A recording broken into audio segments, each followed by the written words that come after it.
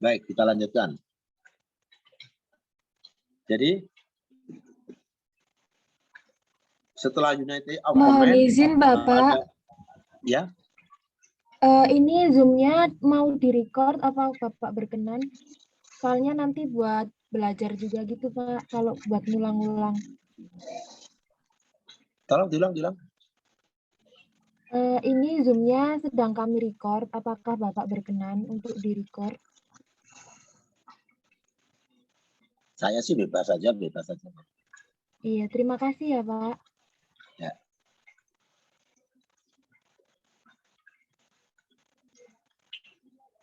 Sedang proses atau bisa dilanjut? Sudah Bapak, bisa dilanjut. Oh. Ya. Jadi tadi muncul pertama United of Command, prinsip di dalam kesatuan komando. Saya gambarkan pada Anda tadi bahwa kalau kesatuan komando tidak terjadi, maka seorang pekerja bisa kebingungan mengerjakan apa gara-gara dia bingung patuh pada perintahnya siapa, mendahulukan perintahnya siapa. Maka kemudian harus ada kesatuan komando. Kemudian yang kedua, di dalam memberikan komando itu juga ada semacam karakteristik yang beragam. Kalau pekerjaan yang rutin, pekerjaan praktis, ya, misalkan produksi pas bagian produksi barangnya, misalkan gitu ya, maka rentang kendalinya bisa panjang atau bisa banyak. Tetapi kalau yang pekerjaannya yang bersifat manajerial, maka rentang kendalinya tidak bisa panjang. Seperti tadi menteri kok banyak, waduh, sumpah. Saya nggak tahu Indonesia itu berapa menterinya. Mbak Elizabeth, berapa kita punya menteri? Dulu zaman Pak Harto kita hafal, kalau sekarang saya nggak tahu lagi ada berapa kementerian kita ini.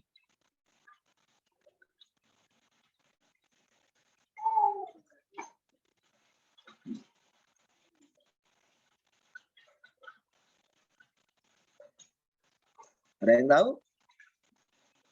Saya jujur saya nggak tahu sih. Ada 34, Pak. 34. Anda bayangkan seorang presiden itu baru menteri. Dia harus mengomandoi ya, span of the control-nya tadi, keluasan dari kontrolnya tadi, itu 30 sekian, baru menteri.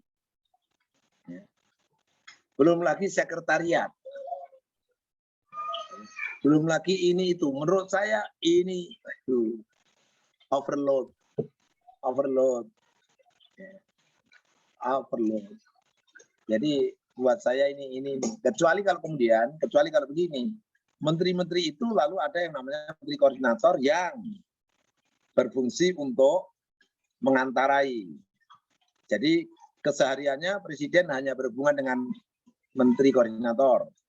Kemudian menteri koordinator akan berbicara dengan menteri-menteri di bawahnya.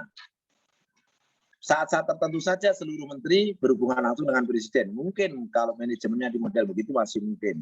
Tapi kalau tiap saat harus berhubungan dengan semua menteri, wow, konyol itu konyol. Karena itu lalu ada yang membagi dengan wakil presiden. Tapi kelihatannya untuk Indonesia nggak ada pembagian itu. Ya. Kalau di zaman Pak SBY waktu itu dengan Pak Yusuf Kala ada. Jadi Pak Yusuf Kala kena bagian menteri-menteri bidang apa. Kalau presidennya untuk bidang apa. Sehingga demikian beban span of the control-nya itu terjangkau. Saya nggak tahu kalau sekarang. Ya. Jadi semakin operasional, semakin luas span of the control-nya. Tapi semakin manajerial, maka semakin sempit span of the control. Jadi ada yang namanya prinsip span of the control, rentang kendali. Bahasa Indonesia rentang kendali. Bahasa Maduranya span of the control. Rentang kendali, United of Command, kesatuan komando. Ya. Lalu kemudian bisa katakan bahwa seringkali di dalam kerjasama itu ada banyak kegiatan yang harus dilakukan. Dan kegiatan-kegiatan ini harus digrupkan. Maka kemudian menghasilkan prinsip yang saya sebut tadi, departemenisasi. Orang-orang yang menjalankan pekerjaan-pekerjaan yang relatif sama dihimpun dalam satu bidang. Nah, itu namanya departemenisasi. Misalkan tadi ada departemen produksi, ada departemen marketing, ada departemen apa lagi? Produksi marketing yang paling gampang itu contohnya itu. Ya, apalagi ya. Harus ada departemenisasi. Kemudian juga ada prinsip yang disebut dengan prinsip hierarchy of structure. Hierarki, prinsip hierarki. Artinya kedudukan itu atau orang-orang yang bekerja di dalam suatu organisasi itu mesti diatur dengan posisi sedemikian rupa yang menunjukkan adanya tingkatan.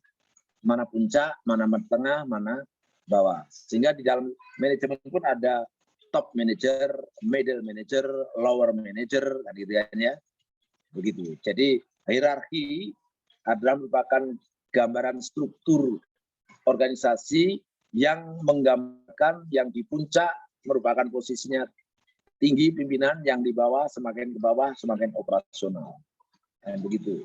Hierarki ini ya sekaligus untuk menjamin adanya unity of command.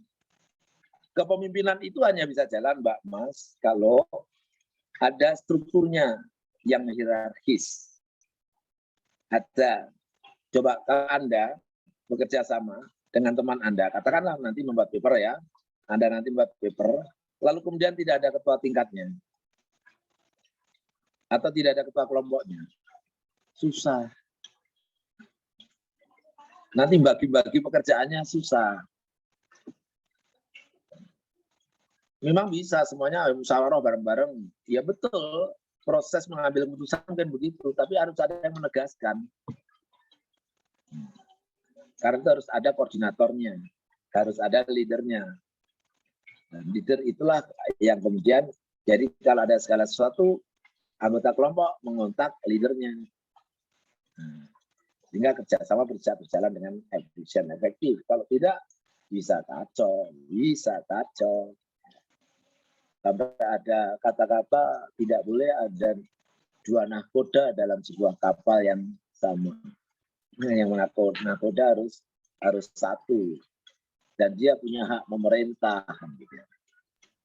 Jadi, kenapa ini saya sampaikan? Karena sekarang ini agak ada sebuah fenomena yang ya unik ya. Maaf, ini semester 1. Iya, Ya. Pak. Iya, oke. Nanti Anda akan mendapatkan mata kuliah yang mungkin apa yang kita jelaskan ini lalu ada benturannya. Misalkan sekarang ini kita kenal bahwa di dalam mengelola negara tidak lagi dikelola oleh istilahnya aktornya, pelakunya itu oleh state atau negara atau birokrat atau ASN gitu sederhananya ya. Tidak lagi begitu, tapi melibatkan swasta, juga melibatkan masyarakat. Itu yang kita sebut dengan konsep governance. Ya, governance. Dulu itu government yang terkenal, sekarang governance. Di dalam governance ada government, ada private, ada society. Ya. Kalau dulu mengelola urusan publik, itu semua dikerjakan oleh ASN atau PNS atau birokrat atau aparatur. Dulu semuanya serba aparatur. Lalu kemudian muncul konsep baru disebut dengan governance. Government berubah menjadi governance. Kalau dulu satu pelaku tunggal yaitu PNS atau birokrat, sekarang muncul selain birokrat atau government juga melibatkan private, swasta, juga melibatkan masyarakat, society. Nah, ini sekarang, ini juga berkembang. Ada yang namanya governance, lalu berkembang menjadi good governance, lalu kemudian muncul banyak governance. Salah satunya misalkan muncul yang namanya collaborative governance. Lah, collaborative governance itu yang agak aneh. Ya, agak aneh. Collaborative governance tadi. Ini nomor itu hanya baca apa kita. Ya, jadi sekarang mengerjakan urusan publik melibatkan swasta, melibatkan masyarakat, dan pemerintah atau government. Harus ada 3. Nah, sekarang muncul dari sini muncul yang namanya collaborative governance. Apa itu? Sebuah governance, ya ada private, ada state atau government, ada society. Lalu kemudian posisi mereka harus seimbang, harus sama posisi mereka. Karena kolaboratif. Jadi kedudukannya sama. Equal. Tidak ada yang di atas, tidak ada di bawah. Jadi artinya tidak lagi menggunakan prinsip hierarkis. Nah, ternyata benar. Salah satu efek negatif dari kolaboratif governance dari hasil riset muncul kemudian, yaitu apa? Leadership tidak jalan. Leadership susah. Mengapa kalau leadership susah? Karena leadership itu butuh hierarki. Mas Danang mau memerintahkan Mbak Bianca. Sementara Mas Danang dan Mbak Bianca itu pada posisi yang sama. Enggak bisa. Kalau Mas Bianca misalkan ketuanya, lalu kemudian Mas Danang ketuanya, Mbak Bianca itu katakanlah sekretarisnya, ya Mas Danang bisa memerintah sekretarisnya, maka leadership bisa jalan. Tapi kalau diposisikan sama, ya susah. Ya susah. Gitu loh. Karena kalau posisinya sama, yang terjadi adalah koordinasi. Bukan instruksi, bukan perintah, tapi koordinasi. Nah, begitu. Akhirnya dari hasil sejumlah riset, kolaboratif governance kelemahannya adalah susahnya diimplementasikan leadership. Sehingga akhirnya sering jalan sendiri-sendiri, malah tidak menghasilkan suatu kerjasama yang efektif, efisien. Gara-garanya tidak ada susunan yang hierarkis. Karena hati-hati. Nanti saya termasuk orang yang kebetulan nggak begitu antusias kalau ada pembaruan dulu, istilahnya tunggu dulu lah, lihat dulu.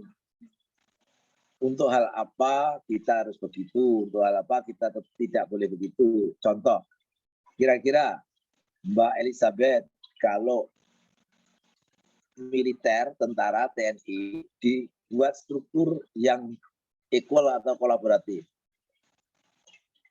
kira-kira jalan enggak? Militer, Jalan. jenderal dengan kopral diletakkan pada posisi yang sejajar. Ya enggak bisa. Enggak bisa. Jadi ada organisasi yang bahkan misalkan apa ya bisa, masa urusan militer dikerjasamakan dengan swasta dan masyarakat. Ayo celaka. Ya, celaka itu nanti. Pengadaan persenjataan alutsista, terus kemudian kerjasama dengan swasta. Waduh, bisa celaka itu nanti. Kenapa? Karena swastanya kan profit oriented. Jadi masalah itu nanti.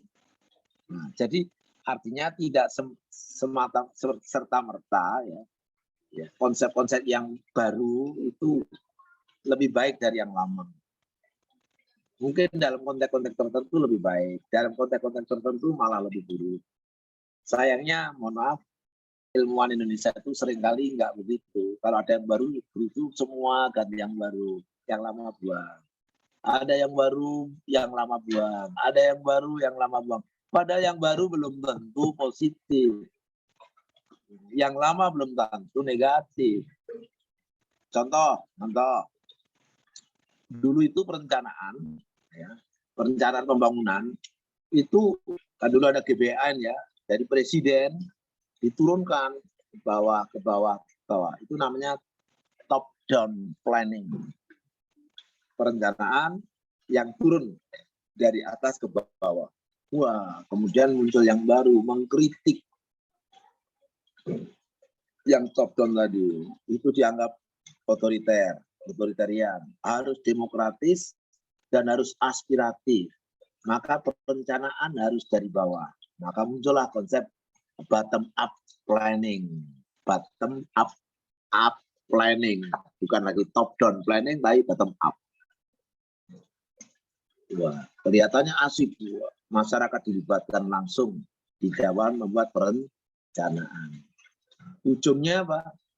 Ujungnya lama, nggak jadi-jadi rencananya. Ketika jadi, lebih banyak merupakan daftar keinginan ketimbang sebuah program pembangunan yang bisa diimplementasikan. Artinya tidak selalu perencanaan dari bawah itu terus lebih baik dari yang dari atas. Ya.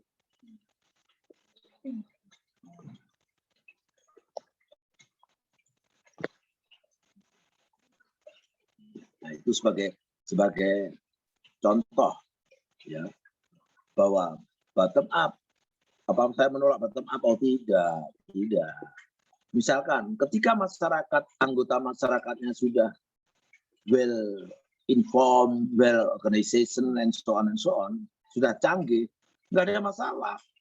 Bottom up. Karena masyarakat bawah ketika terlibat di dalam membuat perencanaan, mereka tahu dan mereka bisa terlibat. Tapi ketika mereka dalam kondisi tidak mampu, lalu dilibatkan, jadi masalah besar. Contoh yang sekarang ini terjadi, dan saya termasuk kategori orang yang tidak setuju, tetapi harus menerima. Tentang Undang-Undang Dasar kita, khususnya yang berhubungan dengan sistem demokrasi Indonesia. Pancasila itu jelas, kerakyatan yang dipimpin oleh hikmat kebijaksanaan dalam permusyawaratan perwakilan. Karena itu menurut Undang-Undang Dasar 45 yang asli, presiden itu dipilih oleh MPR. Gubernur, wali kota, bupati dipilih oleh DPR. Sekarang diubah, semua dipilih oleh rakyat secara langsung. Dari sistem perwakilan berubah jadi demokrasi langsung. Ini namanya demokrasi liberal. Tidak sama dengan Pancasila. Pancasila jelas kok, Anda bisa baca kok. Ya, kerakyatan yang dipimpin oleh hikmat kebijaksanaan dalam permusyawaratan. Bukan voting-votingan, permusyawaratan, perwakilan. Tiba-tiba diubah pemilihan langsung. Anda lihat sekarang. Ya, Anda mungkin sebentar lagi juga akan ikut pemilu tahun 2004. Jangan-jangan nanti di antara Anda jadi musuhan sama teman. Mungkin ada ikut cebong, lalu ada ikut kampret, atau nanti kalau ada calon yang lain lagi, ikut apa lagi. Gitu. Rakyat menjadi terbelah, musuhan, dan persatuan terancam. Dan yang paling mengerikan dengan sistem liberal ini, apa? Money politik merajalela. Sehingga apa? Biaya politik menjadi mahal banget. Money politik merajalela. Kalau money politik merajalela apa? Korupsi gila-gilaan. Kalau Anda misalkan Elizabeth jadi wali kota, dana yang dikeluarkan 100 miliar. Kira-kira mau mah Elizabeth nanti gajinya berubah saat 5 tahun cuma 25 miliar. Biayanya 100 miliar. Ayo enggak mungkin toh mau. Harus kembali dong modalnya. Sak bunganya. Nah, akhirnya harus dong 200 miliar. Maka apa yang terjadi? Enggak ada jalan lain. Korupsi. Itu terjadi. Anda lihat kan sekarang korupsi kan gila-gilaan toh. Gila-gilaan. Coba Anda perhatikan Kota Malang yang kemarin itu. Wali Kota Malang, Wali Kota Batu, Bupati Malang, ya. Tiga-tiganya masuk penjara korupsi. Ya. Baru Malang. Itu baru Malang itu. Anda lihat Kota Malang. Seluruh anggota DPR-nya 40, DPRD-nya 40 orang masuk penjara semua. Kota Malang. Cek. Sekarang mungkin sudah bebas atau masih dalam penjara teman-teman yang anggota DPRD itu. Karena sistem politiknya biaya mahal. Karena itu orang lalu harus berlomba-lomba mengembalikan modal, terjadilah korupsi. Siapa yang diuntungkan? negara hancur. Yang diuntungkan siapa? Yang diuntungkan adalah pengusaha. Karena dia akan menjadi membiayai orang yang jadi penguasa. Nah, kalau yang menang adalah yang dibiayai, maka kemudian dia yang mengatur kerja sang penguasa. Jadi sekarang ini di atas penguasa yang itu ada penguasa yang lebih berkuasa, maka muncul yang namanya oligarki. Ya, sekarang ini disebut oligarki. Kenapa? Karena negara dikuasai oleh pengusaha, birokrat dikuasai oleh pengusaha. Mengapa begitu? Karena biaya untuk jadi penguasa mahal. Yang punya uang membiayai pengusaha. Rakyat jadi korban. Nah, itu yang saya nggak setuju. Saya ingin kembali Undang-Undang Dasar 45, di mana pemilihan cukuplah anggota DPRD, anggota MPR, pemilih presiden dan kepala daerah, selesai. Rakyat nggak perlu berperang. Rakyat nggak perlu ada cebong dan kampret. Rakyat hidup rukun. Tidak ada perpecahan seperti sekarang ini, mengerikan buat saya. Buat saya ya, saya kurang setuju dengan perubahan demokrasi Indonesia yang dari Pancasila menuju liberal. Saya termasuk kurang setuju. Kalau sudah punya Pancasila ya udah terapkan Pancasila dong, nggak usah diganti-ganti dong. Ngapain diganti-ganti? Kalau sudah ada ketuhanan yang Maha Esa, nggak perlu ada Pancasila, nggak perlu jadi Trisila, nggak perlu jadi Ekasila, nggak perlu. Pancasila itu prosesnya panjang, kesepakatan yang melalui proses panjang oleh founding fathers kita. Ngapain mau dibuat Trisila, mau dibuat Ekasila, ngapain berubah menjadi demokrasi liberal? Nah, itu saya contohkan ya, bahwa wah, demokratis, memangnya kalau demokratis terus baik. Kalau Amerika kok baik? Lah, tadi aku bilang, masyarakat kita siap belum? Bilang masyarakat kita kasih 100.000, 200.000 sudah memilih yang bayar kok. Nah, akhirnya siapa yang membayar rakyat untuk menyuap? Ya dia dipilih. Nah, sekarang itu kalau jadi, ya korupsi. Nah, gitu loh. Pokok kalau politik biaya mahal, pemenangnya bukan rakyat, pemenangnya pengusaha. Ya. Kalau pengusaha yang menang, negeri kita tidak bisa menjadi negeri Pancasilais, tapi menjadi negeri kapitalis. Kalau bisa kapitalis, yang kaya semakin kaya, yang miskin semakin miskin. Sedih saya, sedih. Nah, itu gambaran ya. Saya tunjukkan ke Anda mumpung semester 1 ya. Cara berpikir itu banyak banget ya. Nanti Anda ketemu dosen yang macam-macam juga ya. Kalau saya itu dosen unik, ya, dosen antik. Dosen yang agak saklemi dewi. Dosen rotok musroh gitu. Tapi ada dosen yang tiap ada yang baru, wah, yang lama dilupakan. Kayak Mas Danang itu loh, kalau punya pacar baru, pacar lama lupa. Iya Mas Danang.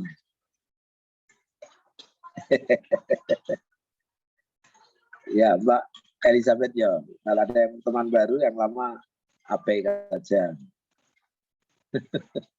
Kalau saya sih tipe nggak begitu.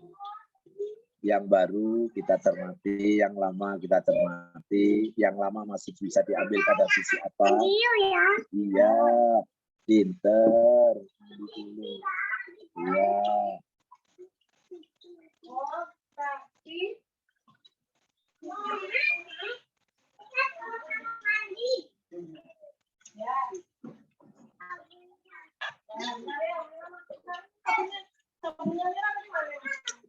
Nah, jadi tadi kembali itu gambaran barang yang baru belum tentu lebih baik dari barang yang lama. Kemudian yang kedua, konsep dalam ilmu sosial itu sering berkembang dan berkembang. Dan perkembangan itu tidak selalu menjadi lebih baik. Sayangnya kadang-kadang kita terjerumus pokok yang baru kita anggap lebih baik. Seperti sekarang ini kita memilih undang-undang amandemen yang menurut saya sekarang mulai terasa. Kekacauan kita terasa. Pembangunan arahnya nggak jelas.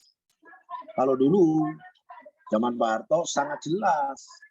Ada perencanaan jangka panjang, jangka menengah, jangka pendek. Ada GBHN, terus diturunkan. sangat dan stabil.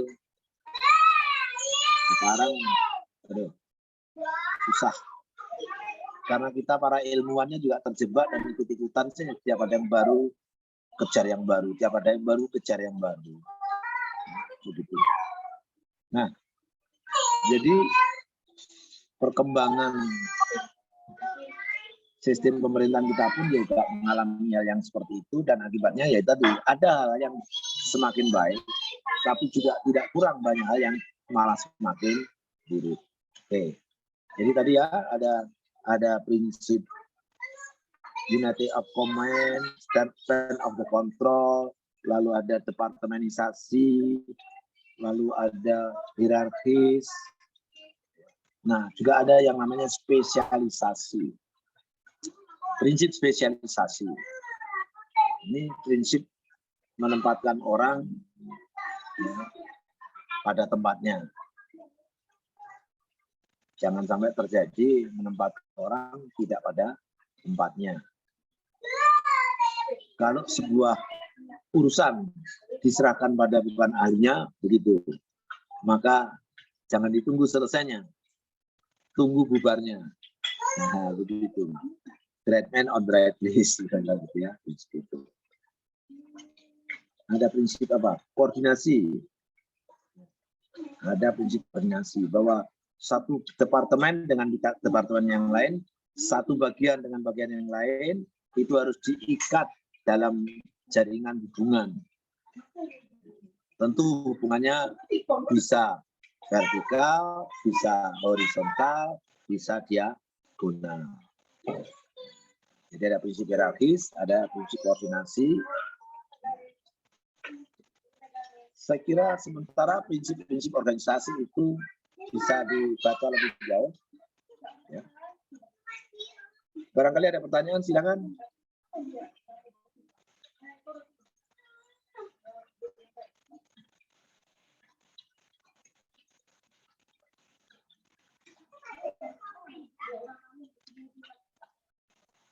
Silakan, kalau ada yang ingin ditanyakan.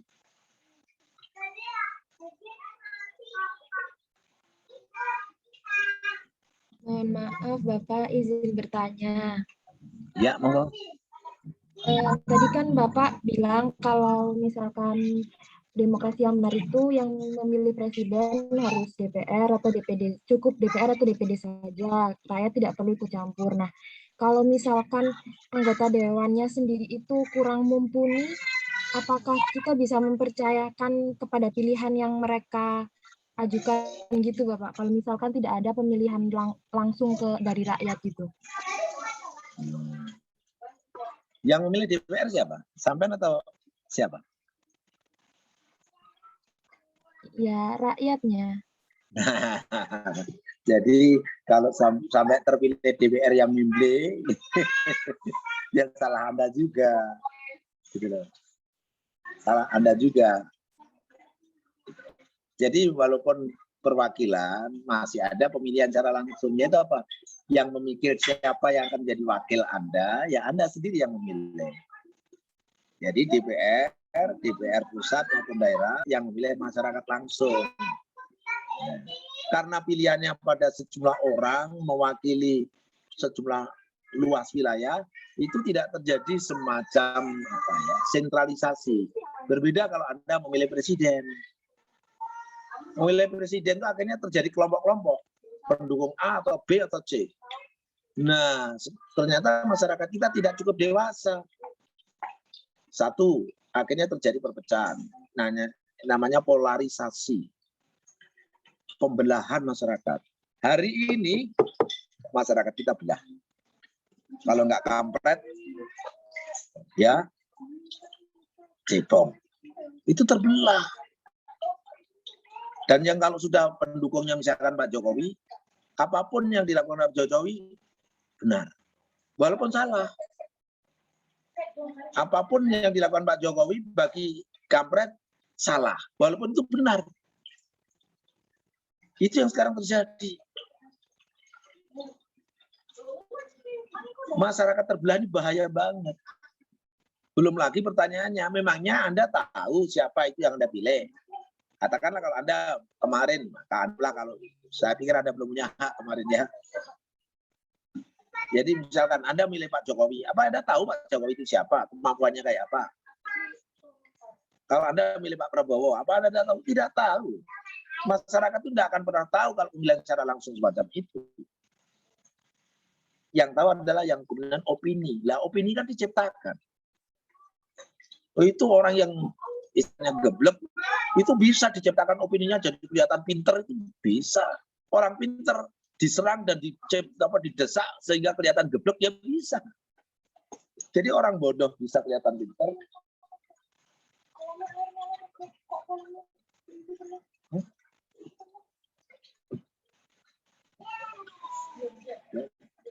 Jadi begitu.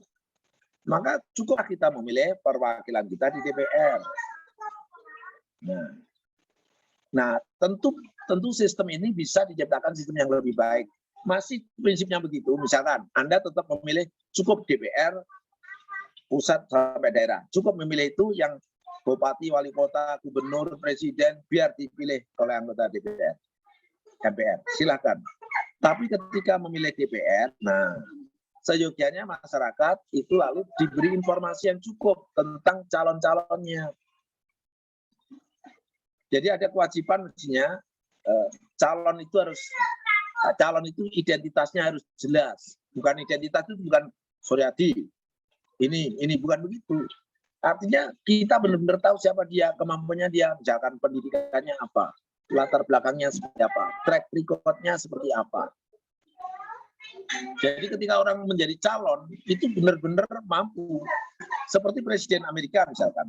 Nggak ada Presiden Amerika goblok, nggak ada. Kenapa? Karena untuk menjadi calon presiden, di partainya itu sudah ada proses menyiapkan diri. Kalau di Amerika itu kan hanya 2 partai kan ya. Yang menang menguasai menjadi pemerintah, yang kalah menjadi oposisi. Di dalam partai oposisi itu juga ada orang yang diposisikan presiden, menteri, ini begitu. Jadi sudah terlatih, tersiapkan. Sehingga siapapun yang menang di Amerika, presidennya pasti bukan orang bodoh. Karena sudah ada persiapan proses-proses yang. Jadi mestinya begitu. Artinya ketika Anda memilih calon DPR, Anda tahu, oh orang ini, tokoh ini, orang ini dikenal dengan kegiatan ininya, aktivitas ininya. Dia pejuang lingkungan hidup, dia getol banget, dia sangat komitmen untuk ini, harus diketahui. Lah sayangnya itu tidak diketahui. Termasuk misalkan, oh ini dulu korupsi, ini tidak pernah korupsi. Itu harus jelas, track record-nya harus ada. Lah kalau masyarakat diberi informasi tentang calon-calon itu secara memadai, atau di partai harus ada aturan bahwa yang boleh masuk partai, yang boleh menjadi anggota partai, yang boleh menjadi fungsionaris partai harus orang-orang hebat. Misalkan orang hebat itu apa? Pendidikannya jelas, kemampuannya jelas, lalu dan record-recordnya jelas. Nah sekarang ini enggak loh Mas, Mbak, koruptor ya aktivis. Setelah korupsi mestinya kan dipecat. Yo enggak dipecat. Nanti dipecat di partai A, masuk partai B. Pecat partai B, maju di partai C. Dan kadang-kadang belum selesai, masih hangat baru keluar dari penjara, sudah diangkat jadi pejabat. Ada enggak pejabat yang mantan koruptor? Ya cukup banyak lah. Itu kan mengerikan itu.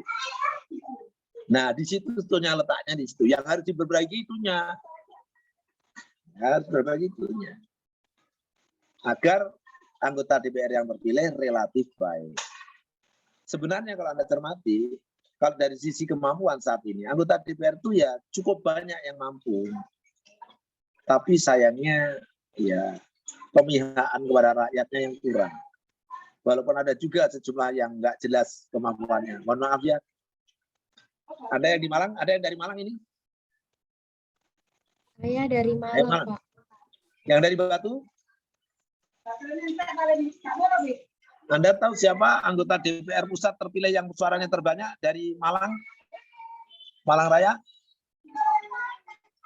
Krisdayanti. Coba yang saya tanya, yang milih Krisdayanti siapa? Anda toh rakyat toh. Lo ngapain milih Krisdayanti? Mas Alexander, biarpun Krisdayanti cantik kan bukan istri sampean kan ya? Ngapain harus milih yang cantik? Toh bukan istri sampean. Artis, lalu artis kok jadi anggota DPR? Nah coba sekarang Anda pernah dengar Krisdayanti berbicara di forum tentang sesuatu yang menyangkut tugasnya sebagai anggota DPR? Pernah? Nah lalu justru jadi apa? Jadi di sana tugasnya apa? Berdandan cantik, gitu?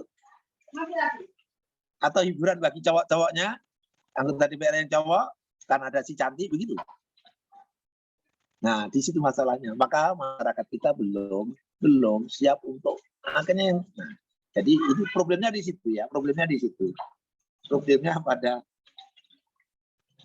kalau saya lebih baik dengan sistem lama sambil disempurnakan agar anggota-anggota DPR yang terpilih itu orang-orang terbaik. Misalkan ada aturan tadi misalkan bahwa fungsionaris partai harus orang yang rekodnya jelas. Begitu rekodnya cacat, lepas. Ada yang cacat, lepas. Ada penyimpangan, lepas.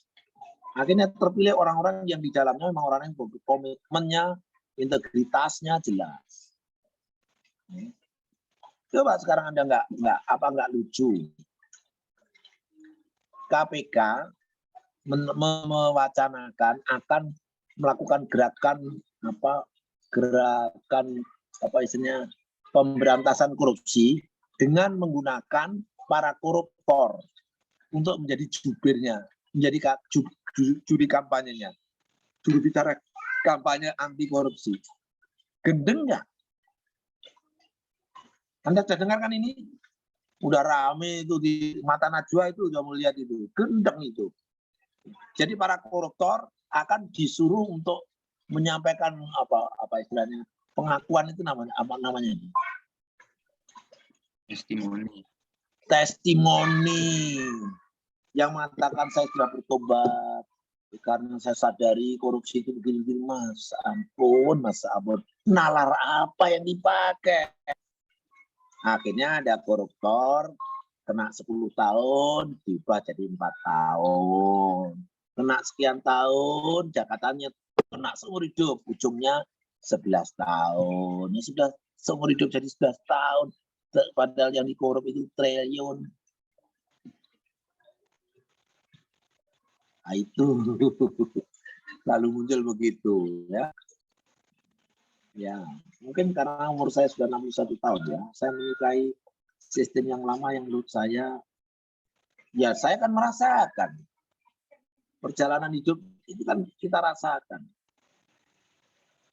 Sekarang ini buat saya ketimpangan semakin gede, semakin berat, semakin besar. Yang kaya itu kuasa segelintir. Bahkan orang bilang partai itu dikuasai oleh konglomerat. Buat kebijakan ditentukan oleh konglomerat.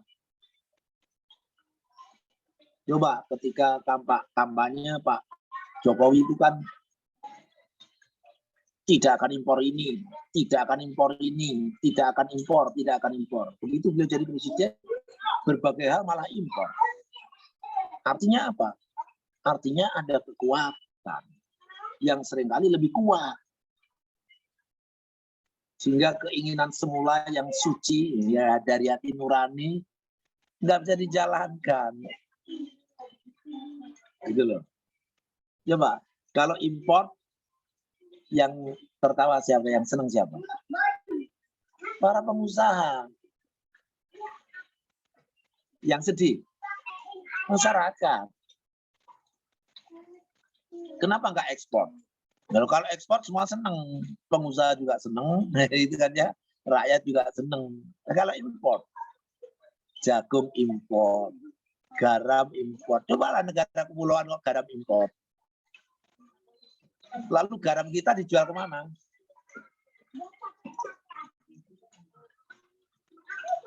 Garam kita dijual kemana? Nah, gitu ya. Jadi, ya, Mas, Mbak, Anda adalah mahasiswa, main of analysis, maka Anda harus mulai belajar, dan memang tidak bisa hanya satu sudut, dan Anda harus bisa membaca berbagai sudut pandang, berbagai teori, sehingga membuat Anda menjadi bisa lebih bijak melihat sesuatu, ya, karena perspektifnya menjadi luas. Jangan sampai terkena dogma, karena dogma itu tidak mendidik buat saya. Jadi saya kalau ada mahasiswa suka bantah itu saya senyum saja, nggak saya kasih gitu. Mahasiswa kok nggak bantah dosennya itu ya, yang penting cara bantahnya yang ya etikanya dimainkan gitu loh. Ya. Oke, sementara hari ini kita ini dulu. Kita bertemu dengan minggu depan dengan yang lain. Tolong ketua tingkatnya merekam pertemuan ini untuk presensinya. Terima Baik, kasih. Bapak, nanti saya kirim ke WhatsApp grup atau bagaimana, Pak? Boleh disimpan dulu oleh penjenengan, boleh. Boleh, Iya, boleh baik, dikirim dan disimpan oleh penjenengan. Jadi nanti sampai iya, ujian baik, Bapak. Anda dan saya masih ada hubungan gitu. Iya, Tapi baik, jangan ya, jangan iri dengan ketua tingkat ya. Karena biasanya ketua tingkat itu nilainya rata-rata A. Biasanya begitu. Karena dia sudah memainkan peran tertentu, apalagi sistem daring. Kalau sistem luring mungkin nggak begitu, tapi kalau daring ini peran ketua tingkat menentukan. Kalau ada apa-apa ikut bertanggung jawab. Oke, saya kira demikian dulu ya. Terima kasih. Selamat menikmati kuliah-kuliah yang. Assalamualaikum warahmatullahi wabarakatuh. Waalaikumsalam warahmatullahi wabarakatuh. Terima kasih, Pak. Terima kasih, Bapak. Halo.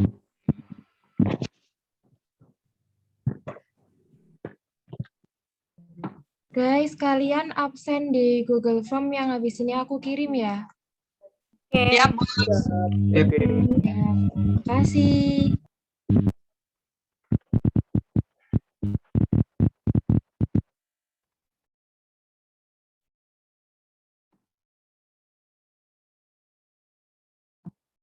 Ini ada yang tahu cara nyimpennya nggak?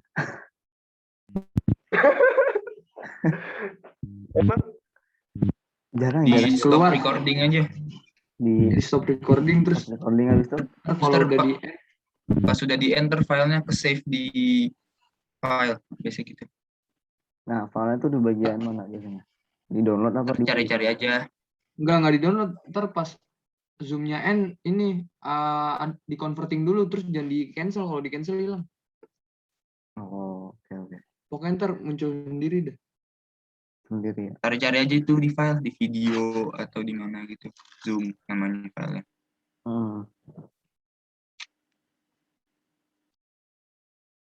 Ini gue stop dulu ya.